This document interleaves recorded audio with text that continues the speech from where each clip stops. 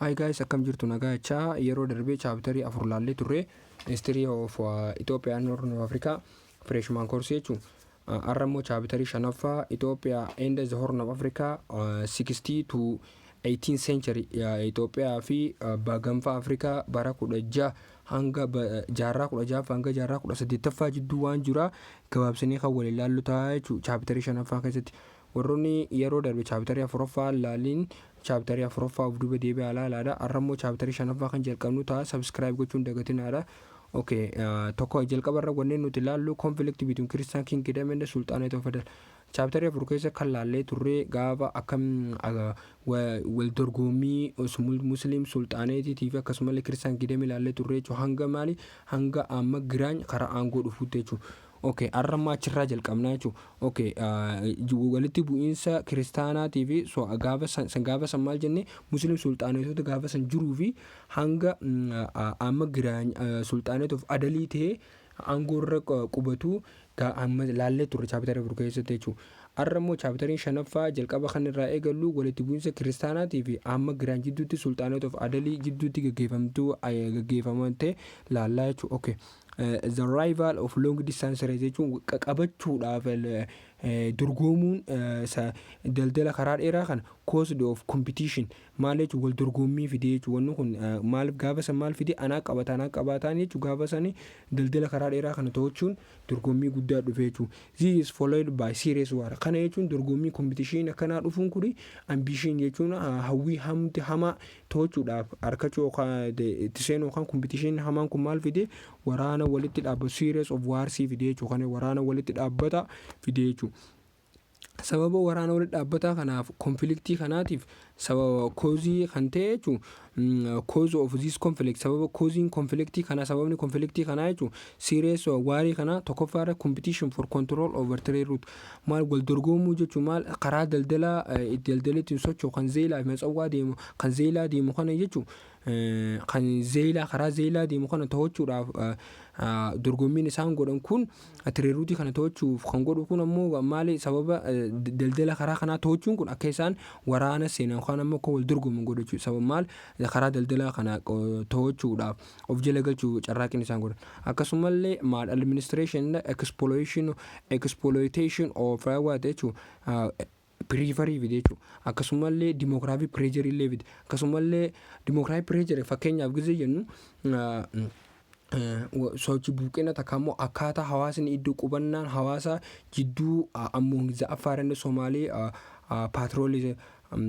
pastoralistis kana jechuun tiifattoota takkaammoo warra tikseyoota Afaarii fi Somaalee jechuun akkaataa demographic pressure isaanii pushing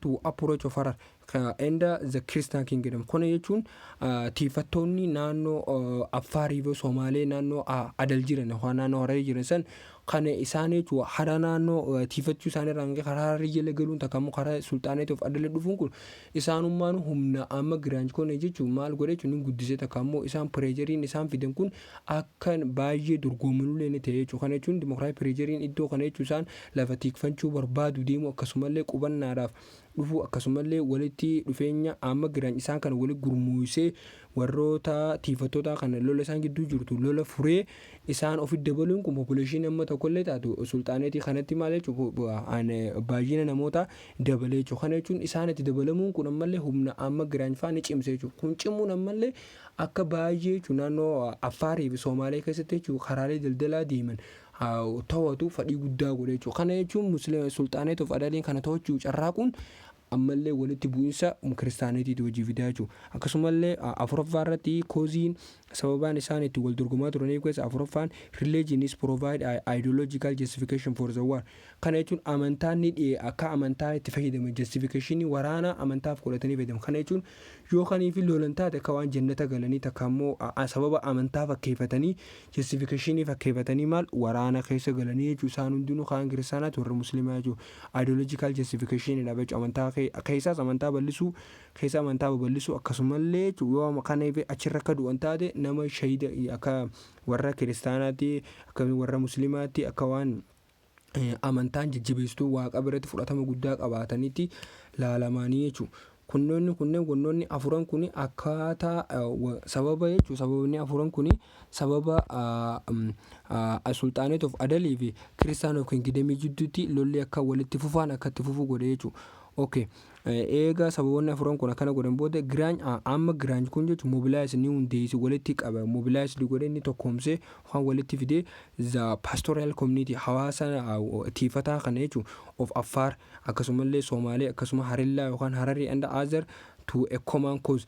Kana jechuun namoota biraa kaayyoo walootiif jedhanii isaan kana walitti fidee mobilize godhe jechuun hundi akkuma jalqabarra jedhee isaanota kana hawaasa naannoo iddoo kana dhufee tiifatee barbaadu kaammoo naannoo kanatti dhiyaatu Harariin Affaarii fi Somaaliyaa amma tokko waan iddoon Adal jedhamu waan dhiyaatuuf hawaasa kana walitti tokkoomsee mobilize godhee alaama jechuun kaayyoo walootiif akka isaan qabsaa'uun gaafa san godhee ture jechuudha. He's convinced jechuun isaan convinced inni amansiisa yazam isaan jechuun uummata Affaar kan uummata Somaalee uummata Harillaa akkasumallee Hararii kanaaf namoota biroollee jechuun hawaasota biroo iddoo naannoo san jiraatan ni amansiisee convinced godhe ni amansiisee isaan jechuun against Christian Kingdom akka Christian Kingdom irratti isaan duulan takkaammoo irratti fincilan isaan godhe jechuudha. Bara 1520 duwwantii keessa bara 1520tti amma giran reviews eega isaan amma kana isaan amansiisee uummata kana of karka galchee he reviews ni didee to pay tribute jechuun gibira takkaammoo gabbartii warra kiristaanaatiif duraan gabbaraa turan jechuun gibira kafalaa turan jechuun mootummaa jiddu galeessaatiif kafaluu hin didan jechuun this is followed kana inni gibira kafaluu diduun kun this was followed maal fide campaign jechuun kana jechuun duula fide against maal irratti jechuun Christian Kingdom campaign against kana jechuun eega kana godhe booda eega kana ka gibira kafalu dide booda inni godhe maal godhe san booda kallattumaan maal godhe amma giraan maal godhe campaign jalqabe jechuun duula against jechuun eenyurratti Christian Kingdom bara 1527 jechuun maal godhe kallattumaan duula kiristaanarra jalqabe waan warra Christian Kingdom irratti jalqabe jechuun. Okay. The Imam Army jechuun amma giraanyama jedhamu kan ammoo waraanni isaa jechuun control the territory kana jechuun daangaa yoo Christian Kingdom keessa jirtu jechuun ni qabate including eessafa Baallii fa Dawaaroo Fataagar Sidaama Hadiyaa Kaambaataa Christian Kingdom what are the risk kana jechuun Sidaama Fataagar Dawaaroo Baallii Hadiyaa fi Kaambaataa hunda jechuun maal godhe daangaa duraan kiristaanuu bakkoota duraan kiristaanonni bulchaa Christian Kingdom bulchaa turan of jala galchee jechuun maal duula isaanirra jalqabeen kan akkasumallee Christian Kingdom rakkoo riskii keessa galchee rakkoo keessatti galchee jechuun sodaa keessa galchee jechuun. Okay, the Imam Army ammallee waraanni Imam amma giraanyi kun defeat ni injifate maal Libna Dingil Army waraana Libna Dingil kaniif Emir Mahfuz injifate san jechuun maal godhe the battle of Shumburakure bara 1929tti near present day yeroo ammaa kana bakka Mojo jedhamtu kanatti jechuun iddoo kana Mojotti yeroo ammaa Mojo jennuun tan asitti dhiyoota bakka as Mojo dhiyoo taate takka taate irratti Shumburakure bakka jedhamtutti bara 1929tti amma giraany Libna Dingil injifatee jechuun waraana Libna Dingil kana defeat godhee Libna Dingil injifatee jechuun amma giraany bara 1529tti jechuun.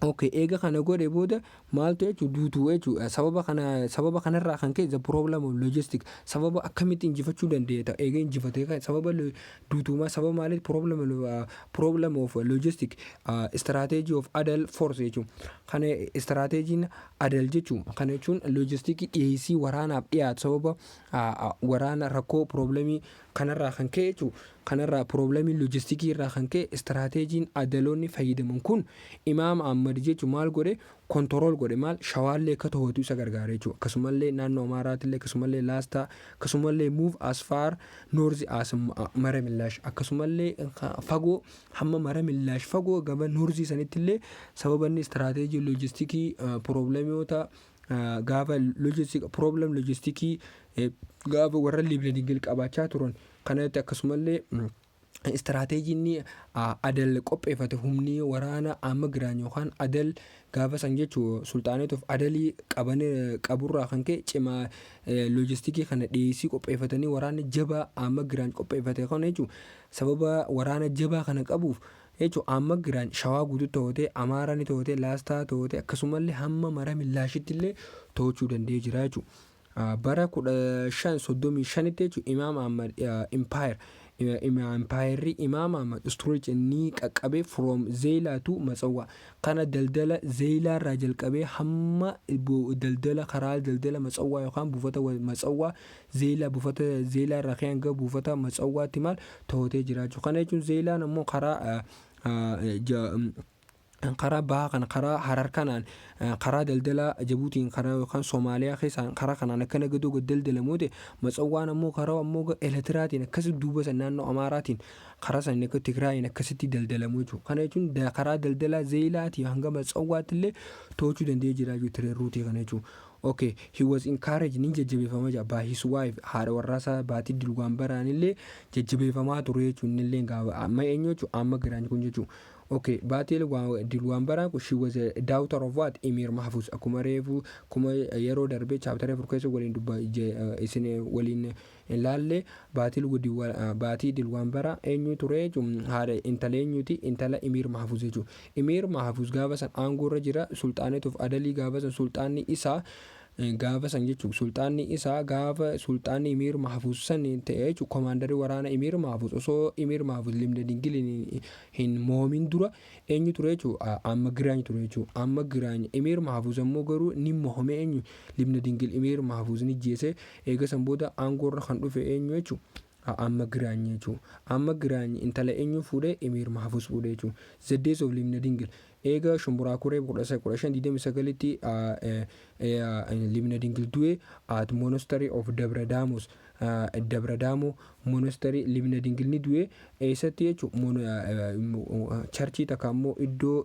tursiisa Dabra Damo jedhamu kana jechuun beete kiristaana monastery Dabra Damo keessatti du'e jechuun san jechuun beete kiristaana Dabra Damo keessatti du'e about san inni du'uun isaa achitti du'uun isaa san ammoo eenyu karaa aangoo fidee about eenyu fidee Claudius into power in 1540 kana bara 1540tti Claudius karaa aangoo akka dhufu ta'ee eenyu eega amma Giraany jechuun limna dingil shumburaa kureetti ajja wanta godhee booda injifate booda limna dingil sababa sanirraa kan ka'e miidhamee ture achirratti monasterii Dabra Damootti ergamee ture achi keessa wallaanamaa ture garuu nin du'e inni achi keessa du'uun jechuun Claudius karaa aangootti akka dhufu ta'ee jechuun isa booda 1540 jechuun Claudius 1540 hanga 1559 bulchee ture continue to the face itti fufee jechuun Claudius kuni maal qunnamaa itti fufee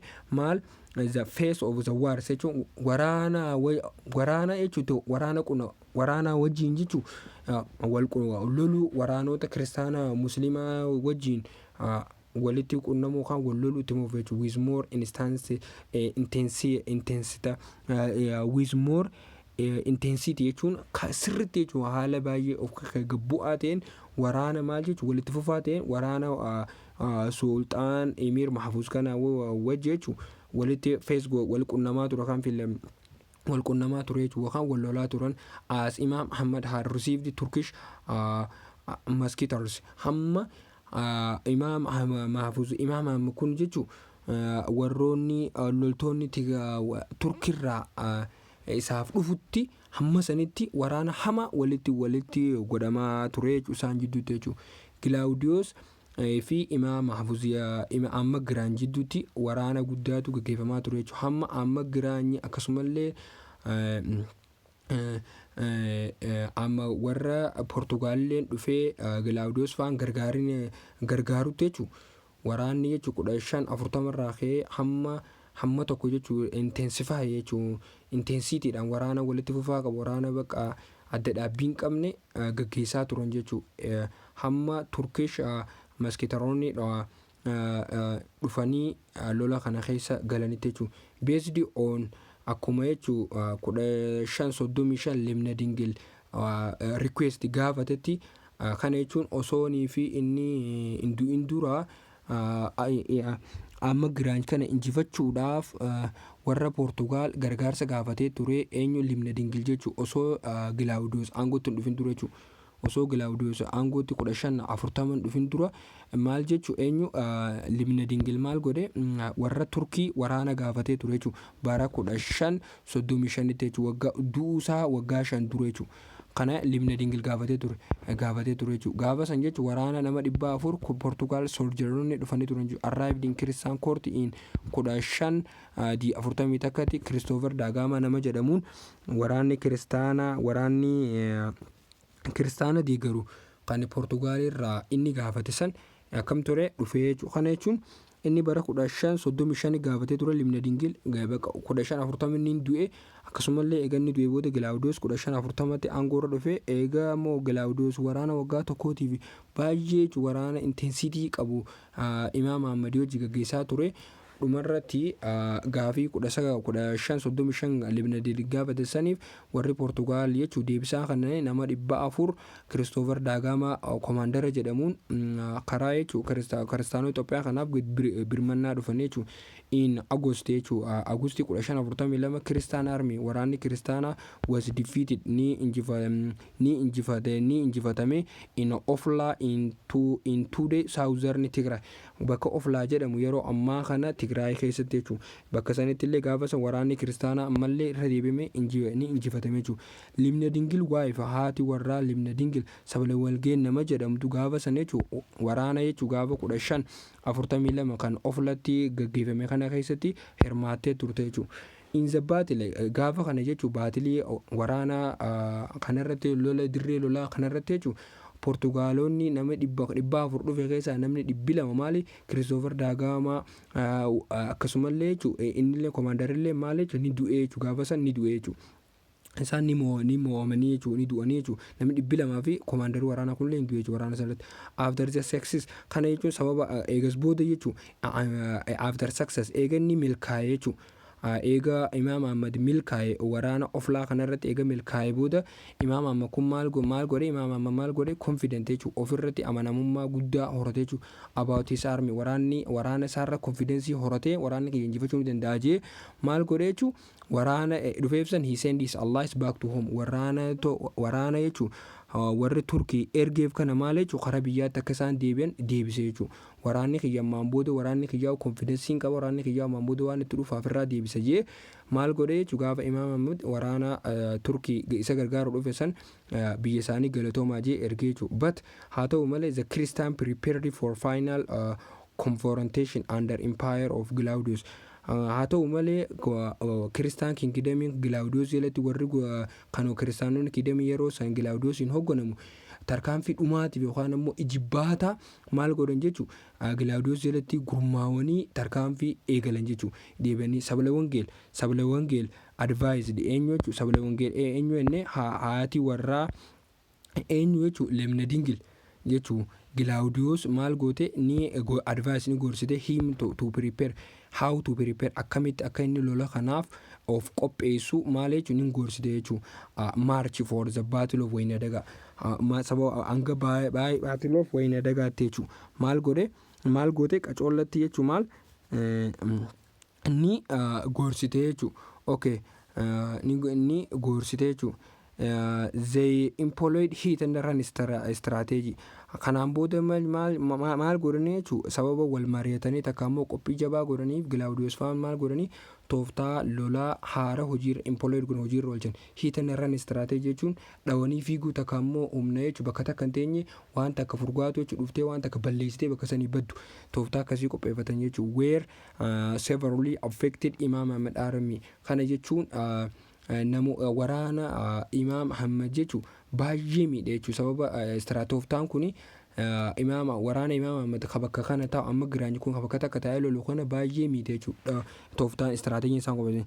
They did not know kana jechuun Imaam Ahmad faan jechuun waa takka hin beekne jechuudha. Where they attack come from eessarraa akka dhufanii namoonni kun jechuun hiitan daraan istiraatejii kan akka gaggeessan dhufanii dhawanii jechuun fiiganii badan kun eessarraa akka dhufanii namoonni kun eessa akka dhufee waraana isaa kana jalaa miidhu jiru gonkumaa hubachuu hin dandeenye jechuudha. Giraatti gabbee jechuudha. Konfii isaan godhe jechuudha. Sorry. On February 25 February 25 1543 Imam Ahmad was killed after the battle of Waynadaga battle Waynadaga booda maal jechuudha. Battle of Waynadagatti maal ta'e Imaam Ahmad maal ta'e bara 1543tti maal ta'e hin du'e jechuudha. Eenyuun waraana Kilaawudiyoosiin jechuudha. Okay. Eega bara meeqa inni bara 1543 jechuudha hin du'e after Battle of Adaga. Okay. After 1550 bara 1550 booda jechuudha. The growing challenge jechuun ammallee rakkoon yookaan ammoo dhiibbaan guddataa dhufte to Christian state. Isteetota kammoo naannolee bulchiinsa kiristaanaa jechuun come from dhiibbaan kun eessaa dhufaa turte the retreating soldier of Sultanate of Adal. Kana jechuun waraana Sultaneeto Adal kan ibduuba deebi'e jechuun bakka duraan dhufetti ibduuba deebi'aa turerraa challenging hamaan jechuun isa qunnamte jechuudha. Akkasumallee Ottoman Turkish akkasumallee mootummaa Ottomaaniin illee dhiibbaan kiristaanota dhufaa turte. Akkasumallee Jesuit interlude kana jechuun warroota ergamtoota kammoo warra mishiinarootaatiin illee dhiibbaan kiristaan isteetii dhufaa turte. Akkasumallee Oromoo that advance into the center Oromoo population movement yookaan ammoo sosochiin uummata Oromootillee maal jechuun gaafa san 1550 booda akka kiristaan isteetiin dhiibbaa keessa galtu taasisanii jiranii jechuudha. Wannoonni afran kun kiristaan kingdamii akka isin challengii keessa galtu godhanii turanii jechuudha. Okay.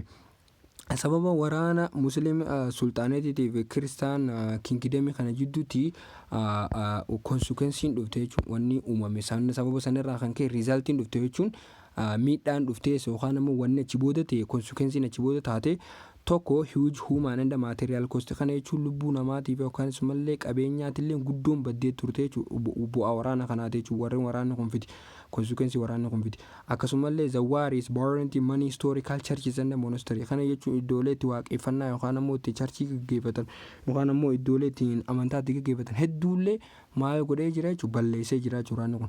Akkasumallee paved the way of success of Oromo population movement. Gaafa san jechuun kiristaanaa fi musliimoonni gaafa san kingdamiin kun jechaan lamaan walloluun kun humna isaanii kara lamaanii kiristaanonni musliimonni humna isaanii wal dadhabsiisuun kun akka karaa paabdi godhee jechuudha. Karaa qulqulleesseef eenyu jechuudha. Akka sochii uummata Oromoo jaarraa 16ffaatiif illee maaliif sochii baay'ee karaa mijeessee jechuudha. Akkasumallee destruction of ambition result of dynastic conflict and political instability fi akkasumallee Christian kingdom center shift central shawaa to the north and toward of lake of Xaanatti akka galanillee permanent capital karaa sanichi akka yerumaaf illee haa ta'u iddoo sanitti akka duratti shawaarraa kaasanii amma Xaanatti illee amma duuba deebi'uu taa'anii jechuudha. Akkasumallee the religious controversy in Christian Orthodox churches Christian Orthodox Church jidduutti illee religious controversy akka uumamu taasise.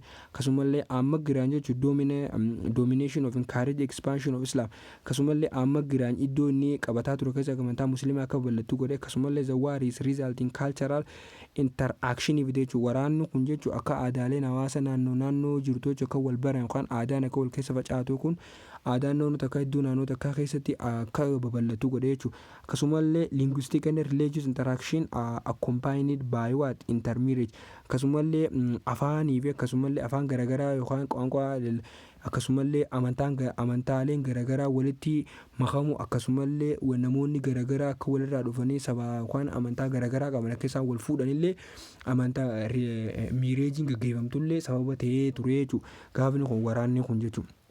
Okay. Egaa consequence isaatii fi kana laalle waraana jidduu musliimaatii fi kiristaanaa jidduu laalle amma immoo kan laallu foreign intervention and religious controversy laal maal jennee biyyoonni alaa jechuun dhufanii waraana kana keessatti hirmaachuu fi ammallee wal dura dhaabbannaa amantaa laallaa jechuudha. Okay. Okay, to secure modern weaponry and training kana jechuun argachuuf jechuun meeshaa waraana modernii ammayyeetu taate akkasumallee leenjii waraanaa fudhachuu barbaaderraa kan ka'e zarruu laalii simni alliance with Roman Catholicism namoonni gaafa san jechuun aangoorra jiran maal godhanii alliance uuman jechuun michummaa yookaan ammoo waliigaltee uumanii warra Roman Catholic Churchiti wajjin jechuun. Their arrival was motivated lead by coming of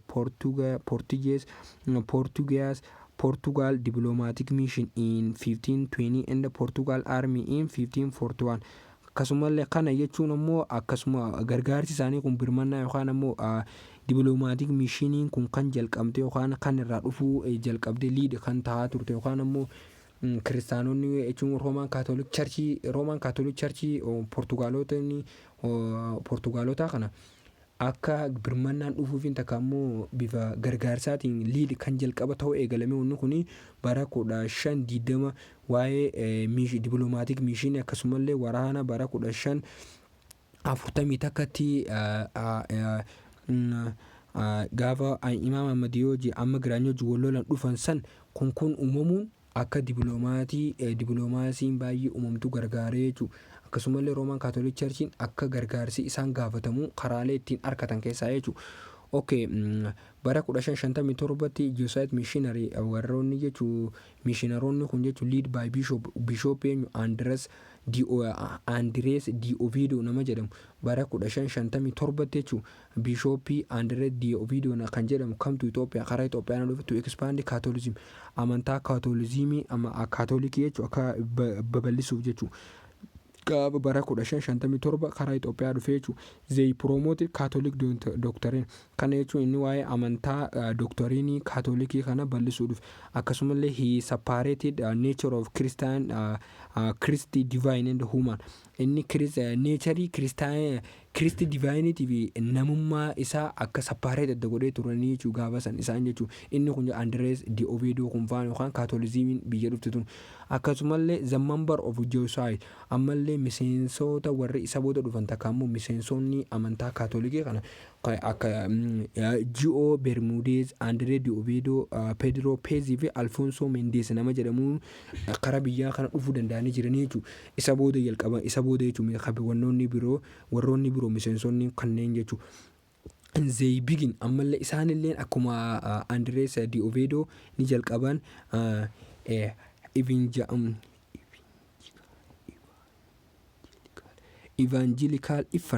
evangelical effort gaggeessan kana jechuun lallabbii jechuun with what imperial Glaudius Emperor Glaudius kana wajji wal ta'anii lallaba amantaa kaatoolizimii maal godhanii jalqabanii jechuun warroonni kun jechuun warroonni dooktorinii Christian humaanii separate adda godhan yookaan ammoo warroonni amantaa kaatoolizimii dooktorinii kan hordofan kaatoolik dooktorinii warri follow godhan kun maal jechuun Glaudius wajji wal ta'anii lallabbii jalqaban jechuun amantaa kana barsiisuu jalqaban hawaasa biyya kana keessa jiru jechuudha. He listened akkasumallee Glaudius maal godhe isaan ni caqas akkasumallee engaged in doctorian debates kana jechuun evangelical jechuun evangelizationiin kun maal jechuun lallabbii yookaan ammoo maal wal mormii jechuudha.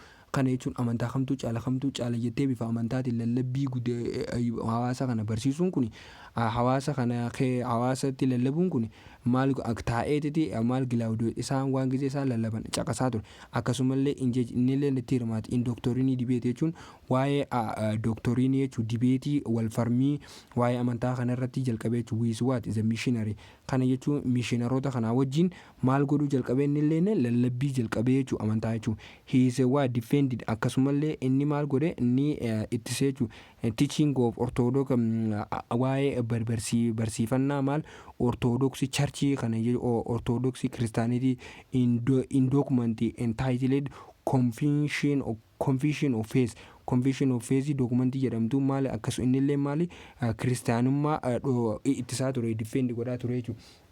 Ana jechuun inni kiristaanummaa gaafa san jechuun gaafa isaan jechuun lallabbii evangelization gaggeessaa turan kana jechuun lallabbii kana waa'ee kiristinnaa kana kaatoolikii kana barisaa turan inni akkaataa isaan itti barisanii waan isaan ja'an kana jechuun maal Glaudius caqasaa ture jechuudha. Akkasumallee amantaan akkasumallee maal godhe eega isaan caqase booda injeejinii hirmaatee maal dibeetii kana jechuun wal farmii kana keessatti hirmaatee jechuudha. Farmii kana maal inni bakka bu'ee hirmaatee jechuudha ortodoksii kiristaanitii malee kaatoolikii miti jechuudha. Kanaafuu akkasumallee gaafa san jechuun kiristaanaa ortodoksii kiristaan ortodoksii kana jechuun difeendi godhuudhaa fi confusion of faith dokumentii jedhamtuun qopheeffatee isa warra kaatoolikii kanaan mormaa ture jechuudha. Haanuma kana jechuun dibeetii irratti malee ilaalcha siyaasaa yookaan akka isaan biyya keessaa baanillee waan godhee miti jechuudha. Eega inni aangoo irraa bu'ee booda Zaaraa Yaaqoob karaa aangootti eega dhufee booda empire of Zaaraa Yaaqoob booda empire of Zaadingil Empire of Zadingil karaa aangoo ta'e godhe booda secretly converted to the Catholicism. Name maal godhe jechuun Empire of Zadingil nama jedhamu maal godhe sodhoo isaanii osoo hin beekin jechuun meeshaa waraanaa fudhachuuf ammallee deeggarsa waraanaa guddaa warra amantaa kaatoolikii biyyoota hordofan kanarraa argachuuf jee maal godhe karaa amantaa kaatoolizimiitti of jijjiire jechuudha. Amantaa kaatoolizimii fudhatee amantaa isaa karaa kaatoolikiitti jijjiirrate jechuudha. Akkasumallee Sisaaniyoos nama jedhamu akkasumallee innillee maali karaa kaatoolizimiitti jijjiirrate jechuudha. Eenyuun kanirraa kan ka'e jechuudha saawutii jechuun tuugeet allaayinsii jechuun hariiroo uummachuudhaaf jechuudha. Saayitii hariiroo uummachuudhaaf yookaan immoo allaayinsii uummachuuf eenyu jechuudha. Maali eenyu jechuudha dippiloomaatiik advaayisarii Pedro Pez nama jedhamuutu maal jechuudha. Sisaaniyoos karaa kaatoolizimii isa jijjiire jechuudha. Kanallee innillee amantaa kana fudhatee akkasumallee dippiloomaasii jabaa warra biyyoota kaatoolikii hordofan kana faana baay'ee waliigalee jechuudha. Inni Sisaaniyoos kun jechuudha.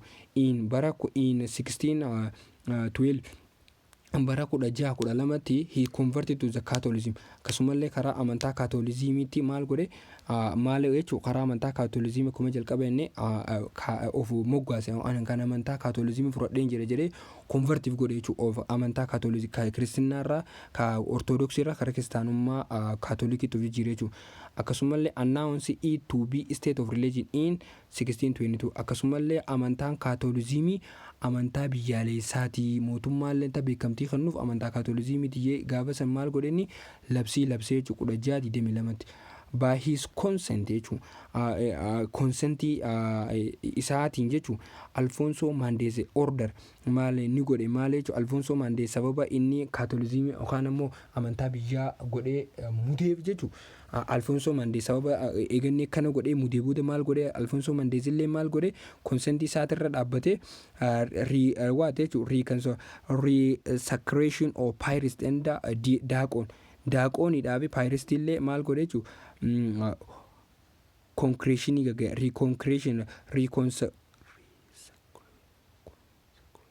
Reconsecration geessee ture jechuudha. Akkasumallee baptism of the massive maal godhe order godhee jira jechuudha. Sisaaniyoos jechuudha. Wantoota lamaan kana Alfonso Mondesi wajjin wal ta'anii gaafa kana uummata biyya inni bulchuu irratti jechuudha. Wantoota lamaan kana maal godhe labsee jira jechuudha. Beside jechuudha cinatti jechuudha kana cinatti he called for what suspension of Jewish customs such as male jechuudha circumcision. Kana jechuun ammallee wantoota lamaan kana eega godhe booda Alfonso Mandesi wajjin wal ta'ee Sisaaniyoos wantoota kan lamaan kana eega godhe booda akkasumallee duuba deebi'ee waan biraallee maal godhe kitaana dhiiraatillee akka maal godhe jechuudha akka dhaabbattu godhee jira jechuudha. Akkasumallee observance of Sabbath illee akka dhaabbattu akkasumallee prohibition of preaching in Giiziin illee lallabni duraan amantaa Giiziitiin afaan Giiziitiin gaggeeffamaa ture. Akka Giiziin hin gaggeeffamnellee prevent godhee ture jechuudha. Dhorkee ture jechuudha. Prohibit godhee ture jechuudha. Fasting Wednesday and Friday akkasumallee Empire of Zara Yaaqub akkasuma fasting Wednesday and akkuma yeroo darbe guyyaa roobiitii fi guyyaa jimmataa akka soomanan riiformii fidee ture neem yeroo darbe. Arra immoo garuu maal godhe sooma san gaafa sammaan hin dhaabee jechuudha. Akka isaan dhaaban maal hin godhee jechuudha. Akkasumallee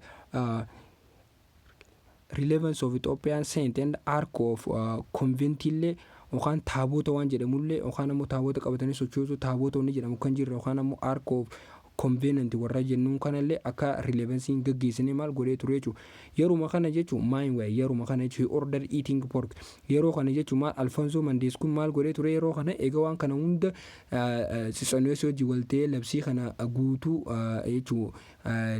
Labsii kana jechuun baase waan ajaja kana eega Alfonso Mandesi ajajoota meeqa jechuudha abazoota male of circumcision akkasumallee observance of Sabbath prohibition of preaching in Giiz fasting Wednesday and Friday reverence of Ethiopian saint and ark of convent wantoota kana hunda akkuma order godhee yookaan ajaja dabarsee akkasumallee eating pork jechuun akkasumallee porkiillee akka nyaatan booyyeellee akka nyaatan foon akka nyaatamu maal godhee jechuun akka hayyamamu akka nyaatamu ajajee ture jechuun ammallee laatiin maas akkasumallee lallabnillee afaan giziin osoo hin ta'in afaan laatiitiin akka ta'u akkasumallee biyya keessatti immoo lakkoofsi gaafa lakkaawwatan Girigooriyaan kaalandarii akka lakkaawwatan gaafa amantaa jechuun lallabatan yookaan amantaa gaggeeffatan lakkoofsa akka Girigooriyaan kaalandariitiin lakkoofsa biyyaatiin osoo hin ta'in biyya isaan qabatanidha isaan biyya isaaniitti jechuun Alfonso Mandeesfaan itti fayyadaman kana akka isaaniitti akka itti fayyadamanitti biyyuma kana keessa taa'ee labsii kana labsee ture jechuudha.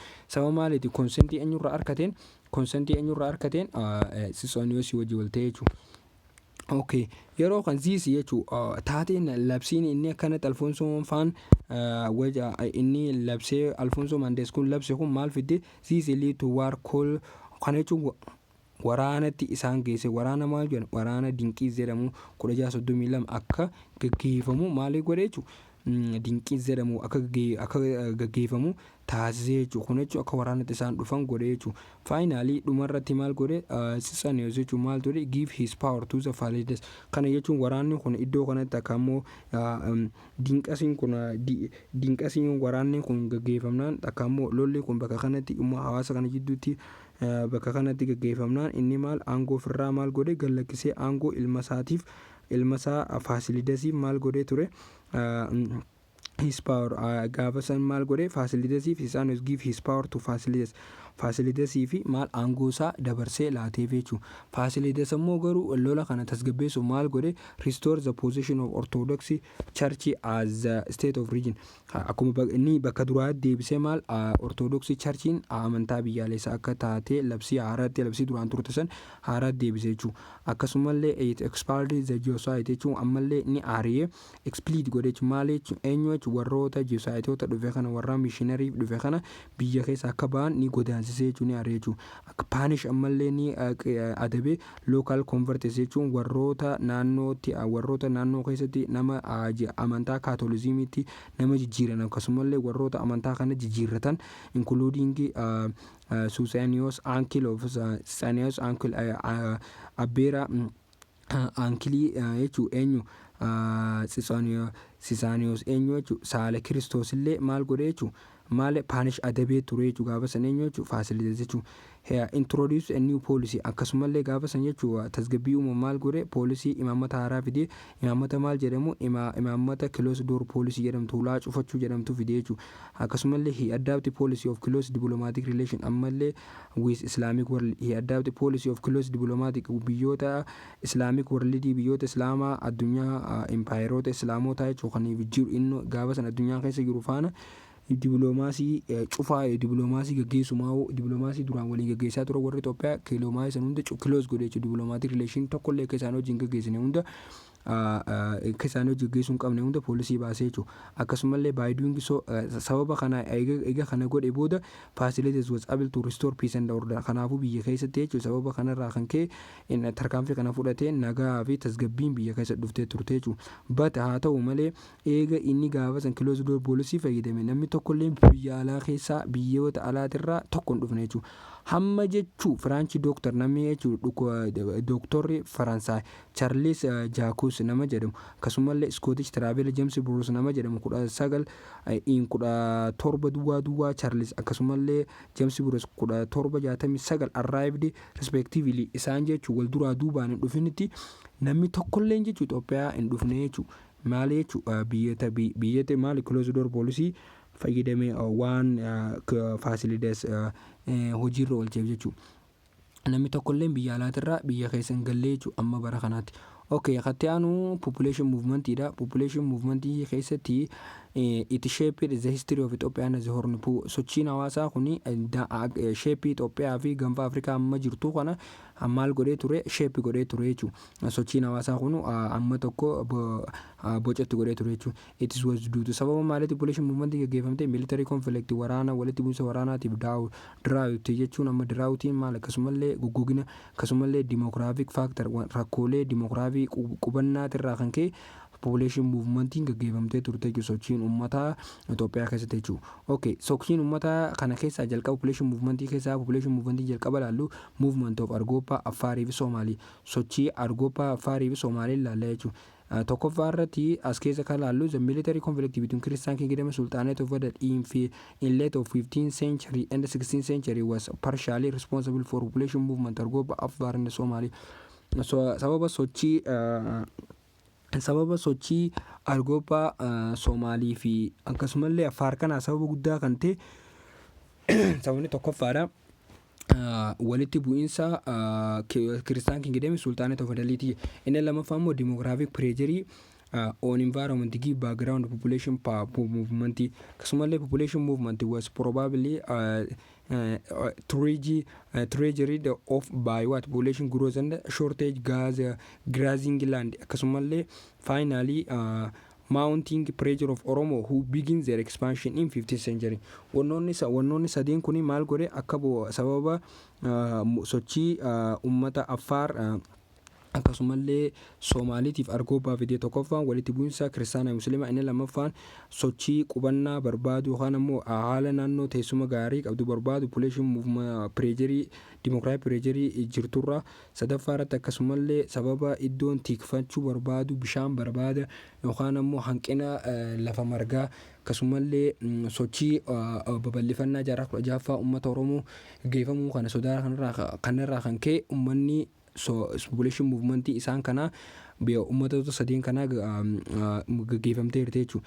The major outcome population movement sababa kanarraa kan ka'e wanni outcome inni fidee dhufe population movement consequence inni fidee dhufe during the period include religion ammallee yeroo kana jechuun sochiin sababa kana ummata kana sochii isaanirraa period kana ummata kana gaggeeffamteerraa kan ka'e amantaa ethnic ammallee saba akkasumallee linguistic afaanillee interaction walitti wal keessa makame wal ammallee intermingling of people through what intermarrying kan intermarriage jechuun ammallee hawaasni walitti hidhamiinsaa dhufee bifa boondii bifa maalitiin sababa gaa'ilaatiin walii hawaasa tokko wajjin Argobbaa Affaarii Soomaalii isaan kana gidduutti jechuun walitti heerumuu sabatti walitti heerumuullee dhuftee afaanillee afaan garaagaraatillee wal keessa dubbachuun dhuftee akkasumallee change of abode akkasumallee original culture akkasuma evaluation new identity culture haaraa dhufe akkasumallee hubannaa fi wantoota garaagaraa haaraa maal jechuun sababoota sochii kanaatiin uummata kana gidduutti uumamee jira jechuudha. Okay, sochii lammaffaadha Gadaa system and Oromo population movementidha. Okay, sochiin uummata Oromootii fi sochii sirna Gadaati.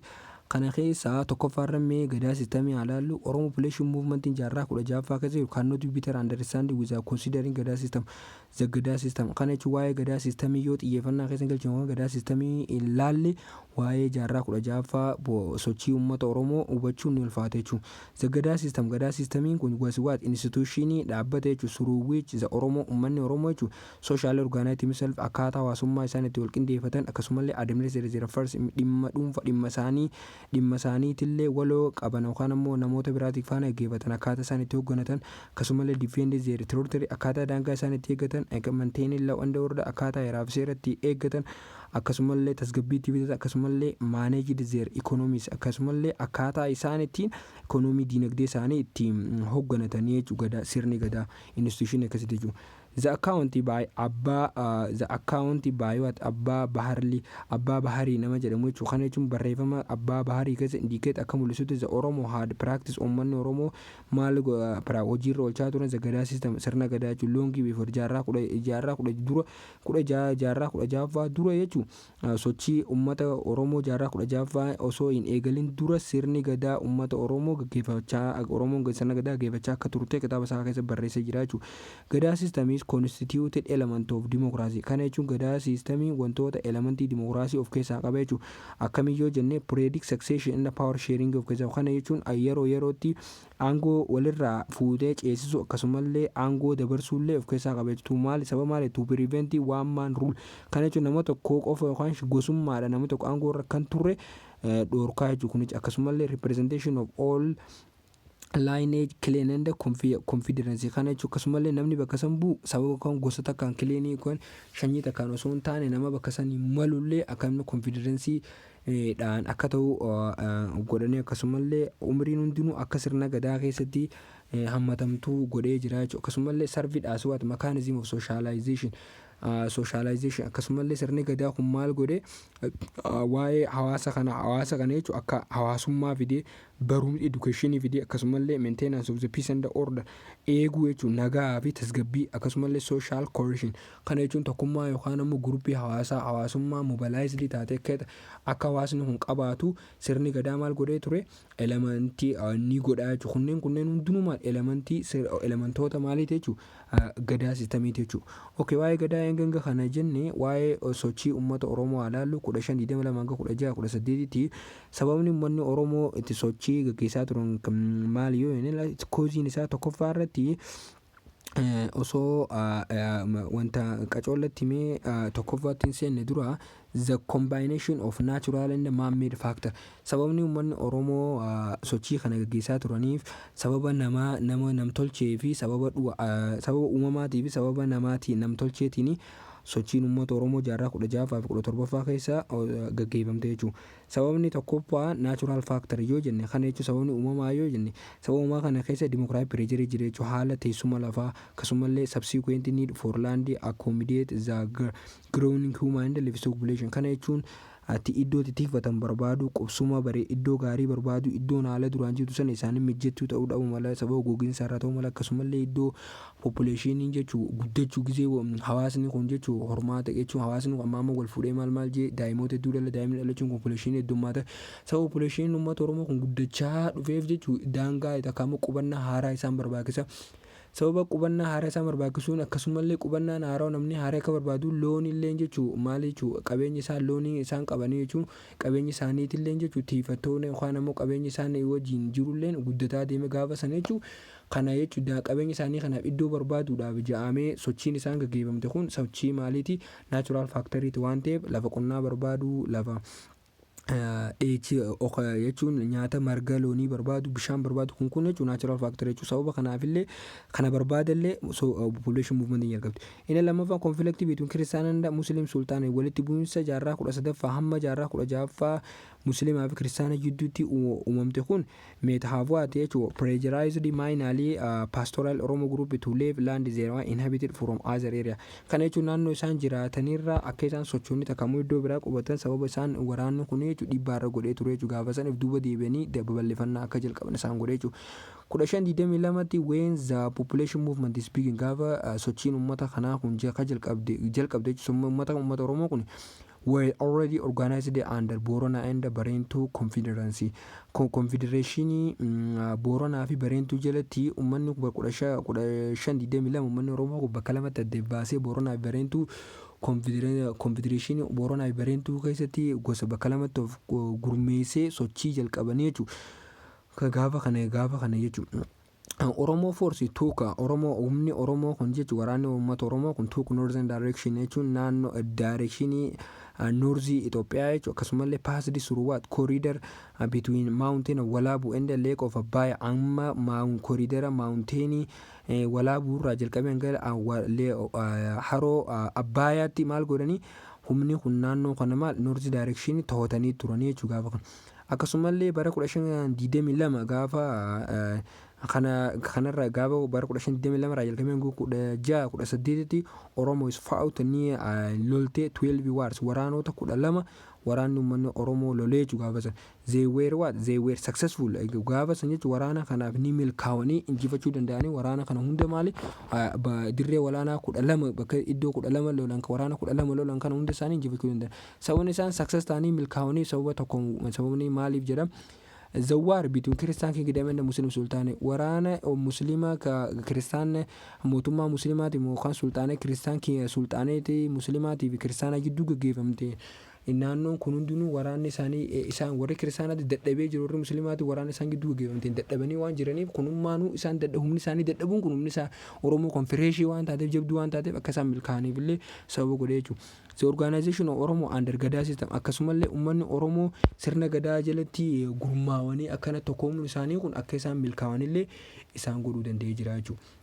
Okay, khatiyaan waa'ee Gondarine period fi zamana Mesafintii ilaalla. Okay, Gondarian parade gaafa jalaalu jalqabara the Gondar parade begin from reign of emperor of Starta Dingil kun Sarta Dingil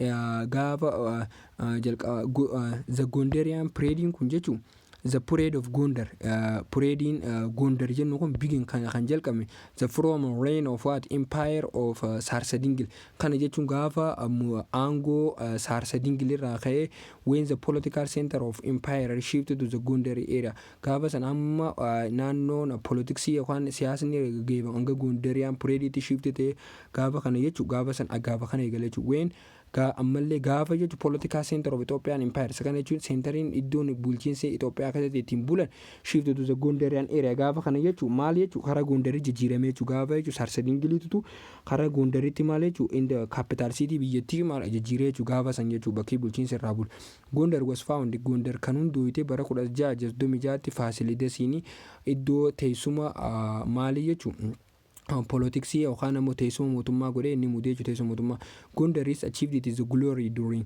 Gondar jechuun yeroon isaan itti bilisummaa takkaan badhaadhina yookaan bakka iddoo gaafni isaan jechuun tarkaa gaarii badhaaturra gaanii turan bulchiinsi Gondar kuni reign of what jechuun first three successor of empire warroota sadeen jalqaba bulchanii je kana jechuun Faasilidasi kaanii dhufeen Yohaanis kaanii dhufeen Iyyaasuu isaan gaafa isaan sadeenii kana jechuun bulchiinsa isaan sadeenii kana Gondar jechuun badhaadhinnis yookaan guddinnis yookaan waan hundaan Gondar magaalaan Gondar baay'ee guddattee turte jechuudha. Ammoo reform during this parade gaafa kana jechuun parade isaan namoota Faasilidasii fi Yohaanisii fi Iyyaasuu tokkoffaa kana jechuun gaafa kana jechuun reformiin gaafa san dhufte jechuun the restoration of Christian church as a state of religion gaafa san jechuun ammallee Orthodox churchiin akka state religioniitti gaafa kana reformiin gaggeeffamtee turte jechuun akka Orthodox churchiin akka amantaa biyyaalessaa labsamee turte. Akkasumallee the establishment of royal prison at Amba Wahani to solve the problem of stemming from power delivery kanarra royal prison Amba Gainitti establish godhuun kun hundeessuun kun akkallee aangoon sirasiraata jechuun namoonni jechuun aangoo warroonni aangoo fudhatan kun jechuun akka achitti akkuma jechuun Amba Gishinitti walitti qabamanitti jechuun Amba Wahanii kanatti walitti qabamuun kun maal godhee jechuun achitti eegamuun kun politiksiidhaaf namni kooliin dorgomne akkasumallee peace and orderiin akka turu godhee jechuudha kana godhanii turanii jechuudha gaafa kana jijjiirama kanaa dhufe jechuudha. Okay. Baakaafaan gaafa kana jechuun gaafa Gondarian parade kun baakaafa try to restore stability akkasumallee baakaafaallee maal godhe nageenyummaan takka ammoo tasgabbiin akka itti haaromtu tasgabbiilleen akka itti godhee jechuun with support of his followers and wife of itti geemantaa until 1728tti baakaafaallee jechuun stabilityillee nageenyummaa tasgabbiin hawaasaatillee akka restore godhe haaromuu godhe jechuudha. Akkana jechuun kana jechuun tasgabbiilleen hanga jaadha warraa itti geeman tawaabii wajjiin waltee jechuun baakaafaan hanga bara 1728tti nageenyi Gondar akka itti fufu godhee jechuun bifa haaraan. The Gondarian parade also witnessed Gondar jechuun wanni isin itti yaadatamtuun takka immoo ittiin dhugaan ittiin ba'amuuf keessaa tokko wabii ittiin dhufuuf keessaa tokko waa'ee Gondar gizee himnu jechuun dhugoomsaa san keessaa akkasumallee wanni parading Gondar kun wanni isiin nu himtu waa'ee gaafa san ta'e keessa wanni gaafa kana witness nu taatu increase involvement of Oromo in politics and the army gaafa kana jechuun Gondarian parade kana keessatti witnessing jechuun agarsiisuun takka immoo dhuga beekumsi Gondarian parade kana keessa Oromoon jechuun maaltu jira sosochiin uummata Oromoo waraanaa fi politikaa Gondar keessa gaafa san turuu ragaa ba'aa jechuun Gondarian parade kun ragaa nu agarsiisuu danda'a jechuun gaafa kun jechuun sochiin gaafa sanii to the counter of growing power of Walloo Oromoo kana jechuun waa guddachuu qacolle guddataa dhufuun Oromoo Walloo in royal court jechuun aangoodhaaf jechuun zammantawaabii so'aa jechuun mantawaabiin amma tugeeti jechuun arkachuuf jechuun alliance waliigaltee takka amma maal jechuun sababa maaliitiif tugeetu so'aa jechuun tugeetu jechuun the alliance jechuun maal michummaa jechuun Ras Mikael Saul of Tigray Ras Mikael jechuun Oromoon ammallee qacollatti isiin gaafa san jechuun Walloo Oromoo Walloo kun royal court keessatti aangoon isii paawariin humniti isii guddachuun kan jalqabe gaafa itti geeman tawaab jechuu Tigraay Raas Mikaa'el Suul nama Tigraay bulchurra isaa wajjin hariiroo jalqabatee yookaan immoo michummaa gaarii uumtee jechuudha. Who politically seduced in the military powerful nama yeroo san politiksiin baay'ee cima akkasumallee humna waraanaatiin illee baay'ee cima isa faana itti geeman tawaab hariiroo uummachuun yookaan waliigaltee isa faana waliigaluun kuni michummaa uumuun kuni akka uummanni Oromoo gaafa san Gondarine Pireedii keessatti paawariin aangoo wanti isaa humni isaa cimtu godhee jechuudha. Mikaa'el Suul maa succeed in stabilizing situation gaafa san jechuudha situationii Gondarine jiru keessa jiru kana jechuudha eega tasgabbeessee booda akkasumallee refused to return to Tigray maal godhee jechuun karaa Tigray deebi'uu ni didee jechuudha. Also demanded by Iyyoos akkasumallee Iyyoos maal godhee jechuudha diminiin godhee jechuudha. Demanded godhee jechuudha maal gaafa san Iyyoos maal godhee aangoo irraa kaafatee karaa san maal jechuudha aangoo naamalti jedhee gaafa san in aangoo Iyyoos aangoo irraa kaasee gaafa san jechuudha maal ifi aangoo irratti hafee jechuudha gaafa Mikaa'el Suul. Ziisa jechuudha inni Mikaa'el Suul kun jechuudha Gondarine Pireedii kana jechuudha ishii faana waltee as dhufee xiqqishoo rabshaa jirtu kana tasgabbeessuun kun karaa Tigraayitti deebi'u jee asumatti jechuudha gaafa san Iyyoos akka aangoo irra jira Iyyoos aangoo irraa buufatee inni karaa aangootti Iyyoos faana dhufee jechuudha Iyyoos booda.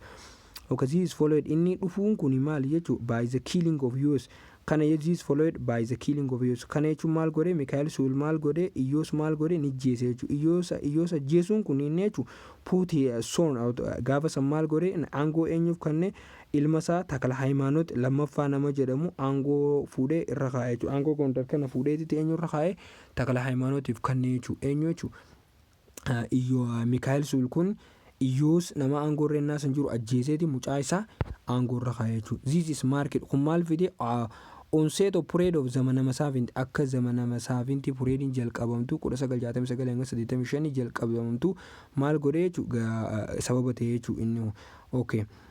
Eenyu sababa ta'ee Zemene Mesafintiin akka jalqabamtuuf Mikaa'el Suul maal eenyu jechuudha Iyyoos ajjeesee Takla Hayimaanoot ilma isaa fuudhee irra kaa'uu tu jalqabamsiisee jechuudha maal Zemene Mesafint jechuudha. Achievement Gondarine Pireedii gaafa Gondar kana jechuudha wanni Gondar san keessa Gondar achieve goote maal faadheen Gondar is become center of state of administration iddoo bulchiinsa mootummaa taatee turte akkasumallee iddoo barnoota akkasumallee koomeersii daldala education barnoota aartii yookaan kiraaftii wantoota kanneen jaarraa lamaa oliif turte jechuudha akkasumallee architecture akkasumallee printing akkasumallee literature yookaan poetry dhaafillee iddoo maal achievementii turte jechuudha.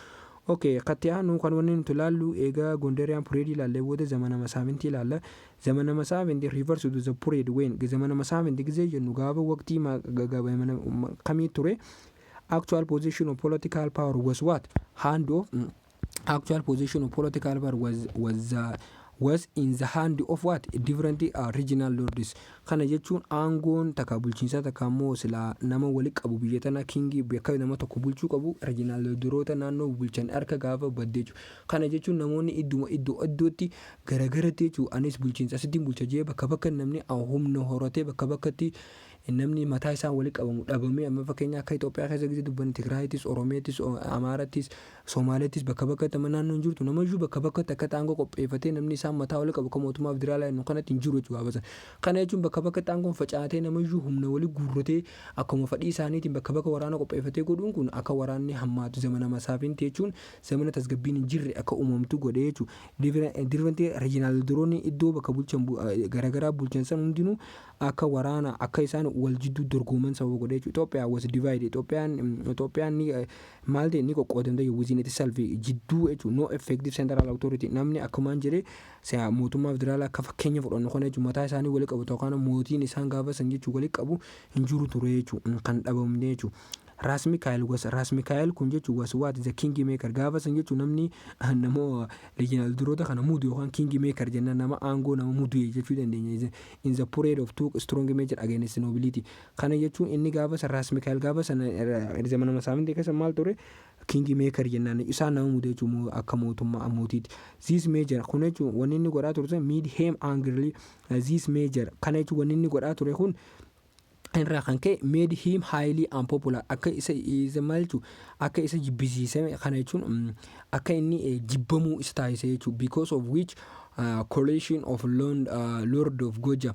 Kana jechuun coalition jechuun alliance uumuu takka immoo michummaa waliintu of jala galchuu takka immoo karaa ofii fudhatee of jala galchuu maal lordoota Gojam Amaara yookaan laastaa Walloo kun that is defeated him at the battle of Sarbakuusaa keessatti akka inni defeat ta'uu maal godhee jira jechuudha. Kingi meekar Raas Mikaa'el kan isa godhuu danda'e isa godhee jechuudha. Maal jechuudha guruppii isaa keessatti jala galchuuf yaadu yookaan ammoo inni karaa ofiitti fiduuf nama dirqisiisuun kun akka inni Sarbakuusaa keessa Raas Mikaa'el lordoota Gojjaamii Amaaraaf laastaa Wallootiin du'uuf sababa ta'e jechuudha. Kana booda jechuudha the parade of Zemene Mesafint inni du'uu booda parade Zemene Mesafint was about maal fidee indi of Kaasa Hailuu of Qura Kaasa Hailuu of Qura akka dhufu godhee jechuudha. Through serious battle that lasted from 1840 amma 1855 baatilii garagara nama raawwatee dhufe akka inni karaa aangootti dhufu sababa godhuu danda'e jechuudha. Kaasa Hailuun kun meeqa Teedroosi beeka kan jechuudha Teedroosi jechuudha. Kaasa Hailuun kun Teedroosi kanaafuu Zemene Mesafintiin kan dhumuu dandeesse gaafa Teedroosi jechuudha kan Kaasa Hailuu of Qura kan jechuudha baatiloota riijinaal kanaa jechuun garagaraa kan lolaa aangoo walitti tokkoomsuu tokkummaa fidee gaafa san nima gaafa san Zemene Mesafintiin maal taate xiqqaa dhaabbattee jechuudha. Zemene Mesafintiin mee gaafa san Zemene Mesafintii keessa fiicharoonni jiru maal fa'a yennee olaallee absence of effective central government kanaafuu Zemene Mesafintii keessa maaltu ture gaafa san central government mootummaan jiddugaleessaa jabaan hin turre jechuudha. Akkasumallee the growing power and influence of regional lords gaafa san jechuudha regional warlordoota jechuudha. The growing power and influence of regional warlords namoonni jechuudha regional lordoonni jechuudha akka guddatan akkasumallee humniti bakka akka jiraattu godhe jechuudha. Akkasumallee yajjuu lord the domination of yajjuu lord over the other lord in northern Ethiopia. Kanaafuu yajjuu Oromoo warra jennuun kun lordoota biraa north Ethiopia irratti jechuudha akka isaan olaantummaa harkatan godhe jechuudha yajjuu lordoroonni kun. Akkasumallee rivalry and competition among regional lords assume possession of kingmaker. Hundaafuu akka Mikaa'el Soolsanitti kingmakerin nu ta'a jedhanii regional lordoroonni garagaraa waliin dorgomuun kun waliin dorgomanii loluu fidee jechuudha kun ammallee. Akkasumallee establishment of Frangel coalition to advance political interest. Akkasumallee Ethiopian Orthodox Church was unable to play traditional role of unifying state due to the doctrinal dispute. Akkasumallee revival of foreign contact that in the closed door policy. Akkasumallee in addition to above feature there are development in terms of literature, arts and architecture and etc during the parade. Wantoota kanneen maal ta'e wantoonni kanneen maal achievement major feature Zemene Mesafintii jechuudha. Wantoonni Zemene Mesafintii itti beekamtu taate Zemene Mesafintii keessa ta'e jechuudha. Wantoonni kun hundinuu yeroo itti aanu chaapitarii 6ffaa qabadheen dhiyaadha. Kanaafuu galatooma fataa tutorial subscribe gochuun dagatinaadha nagaatti.